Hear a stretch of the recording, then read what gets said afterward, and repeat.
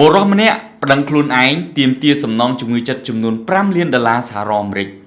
នេះគឺជារឿងក្តីពិតមួយដែលបានកើតមានឡើងនៅឯសហរដ្ឋអាមេរិកហើយក៏បានធ្វើឲ្យមានការភ្ញាក់ផ្អើលនៅក្នុងប្រវត្តិសាស្ត្រនៃតុលាការសហរដ្ឋអាមេរិកផងដែរបាទដំណើរសាច់រឿងគឺយ៉ាងដូចនេះបុរសរូបនោះមានឈ្មោះថា Robert Lee Brock គាត់គឺជាទណ្ឌិតដែលកំពុងតែអនុវត្តទោសនៅពន្ធនាគារ Indian Creek នៅក្នុងរដ្ឋ Virginia សហរដ្ឋអាមេរិកបាទគាត់បានជាប់ពន្ធនាគារដោយត្រូវតុលាការផ្តន្ទាទោសឲ្យជាប់ពន្ធនាគាររយៈពេល23ឆ្នាំដោយចោទប្រកាន់គាត់ពីបទរំលោភលើលំនៅឋាននិងចោរកម្មកាលពីឆ្នាំ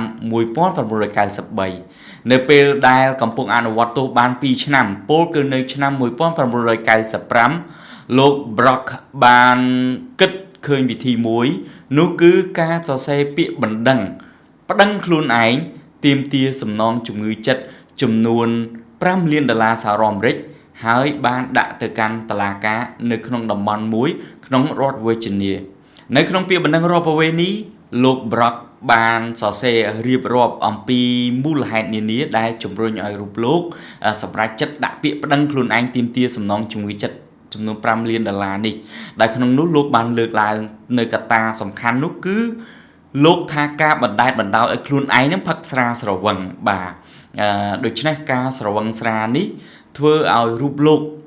រំលោភបំពានមកលើសិទ្ធិបុគ្គលរបស់ខ្លួនឯងរំលោភទៅលើវិន័យរបស់សាសនាហើយជាពិសេសនោះការដែលផឹកស្រាស្រវឹងនេះទើបបណ្ដាលឲ្យរូបលោកបាទប្រព្រឹត្តបទល្មើសរំលោភបំពានលើលំនៅឋានអ្នកដទៃហើយនឹងប្រព្រឹត្តអំពើចោរកម្មបាទដែលជាលទ្ធផលនៃអំពើនោះបានបណ្ដាលរូបលោក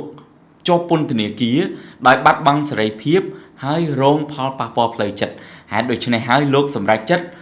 ដាក់ពាក្យបណ្ដឹងនេះគឺប្តឹងខ្លួនឯងទាមទារសំណងជំងឺចិត្ត$5 លានតែម្ដងបាទអញ្ចឹង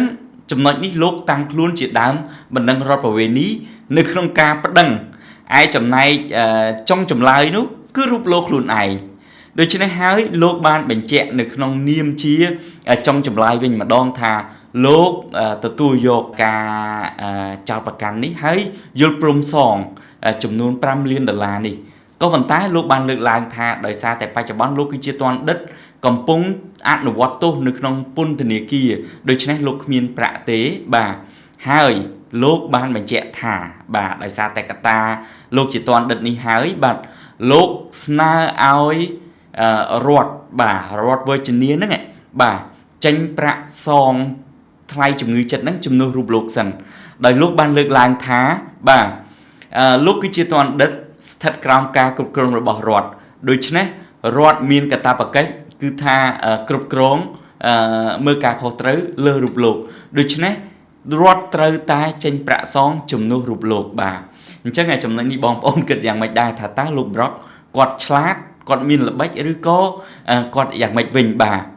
យ៉ាងណាក៏ដោយលោក Brock ក៏បានបញ្ជាក់អំពីការស្នើឲ្យរដ្ឋចេញប្រាក់សងរូបលោកនោះមិនមានន័យថាលោកយករួចខ្លួនតែខ្លួនឯងទេលោកថាឲ្យរដ្ឋ Virginia ហ្នឹងចេញប្រាក់សងថ្លៃសំណងជំងឺចិត្ត$5 លាន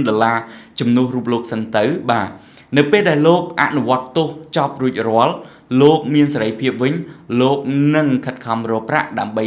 សងទៅរដ្ឋគ្រប់ចំនួន$5 លាននេះវិញបាទ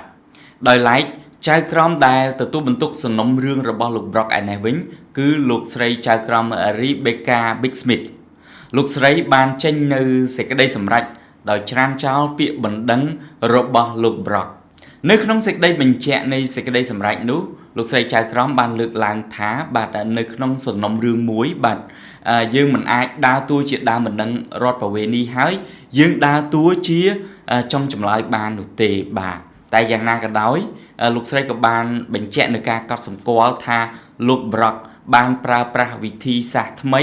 ហើយប្លែកនៅក្នុងការដោះស្រាយបញ្ហាផ្លូវច្បាប់របស់គាត់តែជាលទ្ធផលបណ្ដឹងរបស់គាត់នៅតែត្រូវបានច្រានចោលដដែលបាទបងប្អូនយល់យ៉ាងណាដែរចំពោះវិធីសាស្ត្ររបស់លោក Brock នៅក្នុងការយកផ្លូវច្បាប់ដោះស្រាយបញ្ហារបស់គាត់យ៉ាងដូចនេះបាទរឿងរបស់លោក Brock មានការជជែកវែងញែកច្រើនក្នុងនោះក៏មតិមួយចំនួនបានលើកឡើងថា អ្វីដែលលោក Brock ធ្វើនេះគេហៅថាការប្រើប្រាស់ច្បាប់នៅក្នុងផ្លូវខុសបាទហើយរឿងរបស់លោក Brock នេះបានคล้ายទៅជាឧទាហរណ៍ដ៏សំខាន់មួយសម្រាប់សិស្សនិស្សិតសិក្សាខាងផ្នែកច្បាប់នៅសហរដ្ឋអាមេរិកហើយក៏ដូចជាអ្នកបំពេញការងារខាងវិស័យច្បាប់នៅសហរដ្ឋអាមេរិកផងដែរបាទអរគុណបងប្អូនបាទជួបគ្នានៅវីដេអូក្រោយទៀត